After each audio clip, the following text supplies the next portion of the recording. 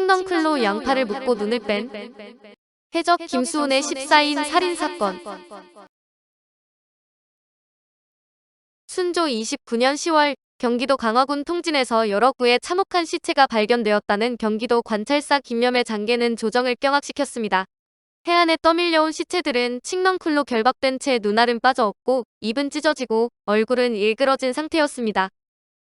경기도 관찰사 김염은 각 진영 및 연해에 각 고을의 관문을 발송해 범인 검거에 나선 결과 해적들의 소행이라는 사실이 밝혀지고 희생자가 14명이나 되어 조정이 발칵 뒤집혔습니다. 그해 11월 9일 강화 유수 신인은 14명의 임명을 받아 가운데서 결박해 수장하고 1만여 량의 전제를 탈취한 해적 김수훈을 검거해 포도청으로 압송했습니다. 조선시대의 파주 문산포, 강화 일대를 무대로 활약한 흉악한 해적 김수훈을 비롯한 10명의 해적은 모조리 차명을 당합니다. 해안에 떠오른 시체 14구. 임꺽정, 홍길동, 장길산 등은 의적으로 불리지만 그들이 양반이나 관리들을 습격해 빼앗은 재물을 가난한 농민이나 빈민들에게 얼마나 나누어 주었는지는 의문입니다. 이들이 의적으로 불리는 것은 구전이나 설화를 바탕으로 쓴 소설이 널리 알려지면서 그들이 행적이 윤색되었기 때문입니다. 조선시대 3대 도적으로 불린 이들과 달리 이름은 알려지지 않았으나 서해안 일대를 떠들썩하게 만든 해적도 있습니다. 순조실록 30권, 순조 29년 10월 8일 기사 첫 번째 기사 1829년 청도광 9년 경기감사 김염이 10여 명을 살해하고 2만여 량을 턴 사건을 보고하다. 경기감사 김염의 장달에 이르기를 통진부사 구제무기 보고한 바에 의하면 9월 19일 조수대의 한 익산 남자가 강령포구에 떠내려왔는데 칡넝쿨로 양팔을 묶인 흔적이 있고 오른쪽 눈을 빼어버렸습니다. 남에게 결박을 당하여 물에 던져진 것이 확실함으로 임시 매장하고 표를 세워두었다고 하였습니다. 듣기에 매우 놀라고 괴이하게 여기어 본관을 특별히 신칙하여 탐문 조사하게 하고 각 고을의 관문을 보내어 시체를 찾아가라고 하였습니다. 통진은 경기도 강화군과 연해 있는 해안으로 한강물이 빠져나가고 강화에서 각종 어물이나 전라도의 세미선이 한양으로 올라오는 길목입니다. 이곳에서 참혹한 시체가 발견되었다는 경기도 관찰사 김염의 장계의 조정은 술렁였습니다. 사건의 발생은 한강을 배로 오가면서 장사를 하는 경강상인 김종영 등과 난지도에 사는 김득성 등이 경기도 관찰사 김염에게 정장을 올리면서 비롯되었습니다. 김종영 등은 여러 지역에서 쌀을 사다가 한양에서 팔기 위해 선주 차여진에게 의뢰해 17,300량을 주고 뱃사람 14명을 출발시켰습니다. 그러나 열흘이면 충분히 돌아올 수 있는 길인데도 차여진 등은 한 달이 지나도 돌아오지 않았습니다. 김종형은 놀랍고 괴이한 생각이 들어 차여진과 배의 행방을 널리 탐문한 끝에 파괴된 선척이 강령포 바닷가에 엎어져 있고 결박당한 시체 10여 구가 조수를 따라 해안으로 떠밀려온 사실을 알게 되었습니다. 어르신, 배가 뒤집혀 있고 뱃사람 몇 명이 시체로 발견되었습니다. 하인들의 보고를 받은 김종형은 즉시 강령포 바닷가로 달려갔고 통진에서 나온 관리가 시체 한 구를 건져내어 검험을 했습니다. 시체는 며칠 사이에 강화도 일대 해안 여러 곳에서 발견되었는데 모두 14구나 되었고 강화유수 신위와 경기도 관찰사 김염은 즉시 사건 수사에 들어갔습니다. 순조실록 30권, 순조 29년 10월 8일 기사 첫 번째 기사 1829년 청도광 9년 경기감사 김염이 10여 명을 살해하고 2만여 량을 턴 사건을 보고하다. 일구는 볼리에 거주하는 백성이 자발적으로 묻어두었으며 또 3구의 시체가 강화 장곡포에 표류해 왔는데 모두 칡넝쿨로 결박하여 눈을 제거하고 이빨을 빼버렸고 입은 찢어지고 얼굴은 깨뜨려진 상태였으며 선체는 강령포에 사는 임만석 등 8놈이 탈취해 갔다고 합니다.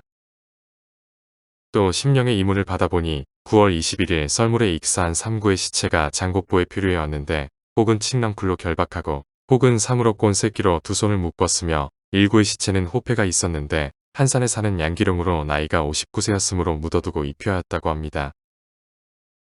각 진영 및 연해의 각 고을의 관문을 발송하여 그들로 하여금 수색하여 체포하게 하였으며 별도로 신형의 교조를 파견하여 다각도로 탐색 조사케 하였습니다. 그 결과 지난 8월 28일 오시의 밀물때 주인 없는 선척이 초서에 걸려 있어서 강령포에 사는 임만석 등 8놈이 빈배를 가서 보고 배 안에 남아있는 돈을 각자가 나누어 가졌는데 그 소문이 낭자였습니다. 그런 까닭에 임만석 등을 본관으로 하여금 엄중히 문초하게 하였더니 혹은 500량, 혹은 300량씩 나누어 가저 합계가 1800량이었습니다.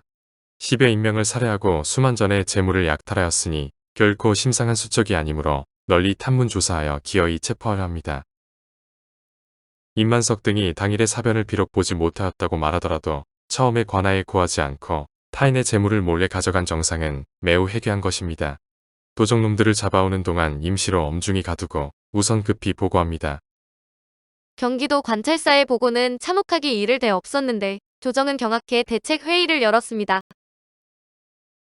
순조실록 30권, 순조 29년 10월 8일 기사 첫 번째 기사 1829년 청도광 9년 경기감사 김념이 10여 명을 살해하고 2만여 냥을 탄 사건을 보고하다. 이 장달을 보건대 단지 마음으로 놀랄 일이라고만 말할 수 없을 뿐 아니라 10여 명의 인명을 한꺼번에 바다에 던져버리고 만여 냥의 돈을 어려움 없이 약탈하였으니 이것은 수십 명의 강도가 할 수 있는 바의 일이 아니며 또 근기의 땅에서 이런 변이 있기에 이른 것은 어찌 소름 끼치는 일이 아니겠으며 한심한 일이 아니겠는가? 잡아가둔 8놈이 적정을 분명히 알고 있다고 보장하기는 어려우니 충분히 구명하여 밝혀내어 애매하게 걸려드는 근심이 없도록 하며 흉악을 저지른 여러 도적들은 기한을 정하여 체포하지 않을 수 없으니 5진영의 엄히 신칙하여 그들로 하여금 빠른 시일 안에 잡아들이게 하라. 만약 제때에 잡아오지 못하면 별도의 엄중한 처분이 있어야 할 것이니 경각심을 가지고 거행하라 하였다. 사건이 워낙 중대했기 때문에 바닷가에 있는 각 진영은 비상이 걸렸는데 강화유수 신인은 수하의 포교들에게 해적을 추적해 체포하라는 엄명을 내렸습니다. 강화의 포교들은 강화 일대를 샅샅이 누비면서 탐문 수사에 들어갔는데 그들은 변장을 하고 통진과 파주 문산포까지 진출해 해적 김수홍과 4명의 도당을 체포했습니다. 강화유수 신인은 중군 최하경과 함께 김수훈을 신문했는데 김수훈은 곤장을 때리면서 엄중하게 추궁하자 범죄 사실을 낱낱이 자백했고 순조 29년 11월 9일 강화유수 신인은 김수훈 일당을 체포했다는 사실을 보고했습니다. 순조실록 30권, 순조 29년 11월 9일 기의 첫 번째 기사 1829년 청도광 9년 강화 유수신이가 수적 괴수 김수훈 등 5명의 체포를 보고하다. 강화 유수신이가 아뢰기를 이달 초육일 신영문의 포교가 와서 수적의 괴수 김수훈 및 공모한 도적 박완식 김희영 박창인 김철희 등 5놈을 파주 문산포에서 추적해 체포하여 한꺼번에 모두 잡아왔으며 도적놈들의 기계 진물도 역시 압수해왔다고 고하였습니다. 그러므로 신이 본영의 중군 최하경과 더불어 안동하여 사문하고 누차 대질한 결과 14인의 인명을 바다 가운데서 결박해 던지고 마녀 금의 전제를 탈취한 것은 모두 김수훈이 설계하고 주모였습니다. 비단 그가 자복하였을 뿐만 아니라 돈과 물건이 간 곳 또한 만나 건네준 사람이 있으니 그들이 지난번 범행한 수적들이 확실하다는데 의심이 없었습니다. 그러나 그 많은 인명을 살해하고 돈과 재물을 겁취한 것은 오히려 여사에 속하며 문목을 취초한 결과 하나하나 직접 공추한 내용이 아주 더없이 흉패하여 인신으로는 차마 들을 수 없는 것이 있었습니다. 우선 격식을 갖추어 엄중히 투옥시키고 처분을 기다립니다 하니 포청에 이송하여 구획하도록 하라고 하령하였다. 신의의 보고를 받은 조정은 또다시 발칵 뒤집혔는데 순조는 강화의 수적들을 포도청으로 압송해 조사하라는 영을 내렸습니다. 우포도대장의 이유수, 좌포도대장의 유화원이 임명되었으며 그들은 합좌해 김수훈과 그 도당들을 철저하게 신문했습니다. 김수훈의 치밀한 계획. 수적의 괴수 김수훈은 상인으로 우피와 홍삼을 가지고 연경을 드나들면서 장사를 했으나 막대한 손해를 보고 재산을 모두 탕진했습니다. 김수훈은 한동안 강화에서 경강상인들이 활동하는 마포나루와 송파나루까지 오가면서 술을 마시며 무례배들과 어울렸는데 조선시대의 세력이 가장 강하고 돈이 많은 상인은 경상, 송상, 만상이었습니다. 한양을 드나드는 물자가 대부분 강화의 협에서 마포나루를 거쳐 올라오기 때문에 돈이 넘쳐 무례배들이 활개를 치고 다녔습니다. 이들은 어수룩한 시골 사람들을 유인해 돈을 갈취하거나 돈 많은 상인들에게 빌붙어서 물건을 강매하고 나루터의 난전에서 자릿세를 빼앗는 것을 업으로 삼았습니다. 김수훈은 원력이 세고 담이 큰 자로 연경을 오가면서 무역을 했으나 장사를 하는 것보다 술을 마시고 도박이나 계집질을 더 좋아했습니다. 김수훈이 장사에 실패한 것도 술과 도박, 여자를 좋아했기 때문으로 장사에 실패하자 그를 따르던 상인들이 모두 떠나 김수호는 빈털터리가 되었습니다. 처량한 신세가 된 김수호는 경강의 나루에서 할 일 없이 물자들이 거래되는 것을 지켜보고 있었는데 어느 날 무례배들과 술을 마시다가 두 눈을 번들거리면서 말했습니다. 이렇게 살 바에는 크게 한번 놀아보는 것이 어때? 어떻게 해야 크게 노는 건데? 수호전에 양산박 있잖아. 경강에는 돈 있는 상인이 많으니까 그걸 터는 거야.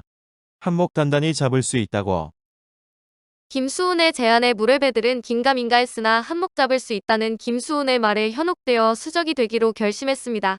박완식 형제와 장훈응, 원명숙, 김금철, 장년함과 그의 종숙인 장중진 그리고 안광식, 임득철, 이명상, 장천훈 등이 김수훈의 무리에 합류하기로 했습니다. 김수훈은 10여 명의 무례배들이 모이자 만봉에서 돼지를 잡아 천제를 지냈습니다. 우리는 이제 생사를 같이 하기로 하늘에 맹세했다. 배신을 하면 그 가족들까지 천벌을 받을 것이다. 김수호는 엄숙하게 선언하고 무례배들을 이끌고 서해안 일대를 오가면서 수적질을 하기 시작했는데 그 무렵 차여진이 쌀을 사기 위해 서해안의 여러 나루를 돌아다니고 있다는 정보가 입수되었습니다.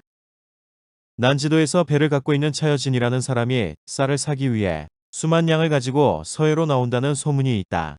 우피를 배에 싣는다고 거짓 핑계를 대고 차여진을 보령고지로 유인해라. 어떻게 할 건데? 포도청 종사관으로 위장하여 그들을 덮치는 것이다. 김수호는 김이훈, 김명철 두 사람을 우피 상인으로 위장해 차여진에게 보냈는데 차여진은 우피를 싣는다는 그들의 말에 속아 보령고제 배를 정박했습니다.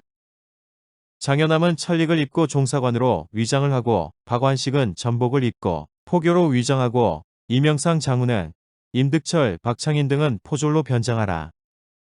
천릭은 조선시대에 주로 무신이 입던 공복으로 붉은 군복을 말하며 전복은 군복을 차려 입을 때 동다리 위에 입는 옷으로 쾌자라고도 합니다.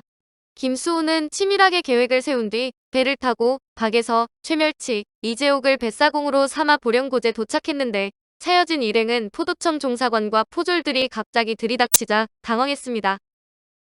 우피는 나라에서 거래를 금하는 물건인데 너희들이 김수홍과 같이 몰래 실어갔다고 하여 그 증거를 찾아내기 위해 한양에서 내려왔다.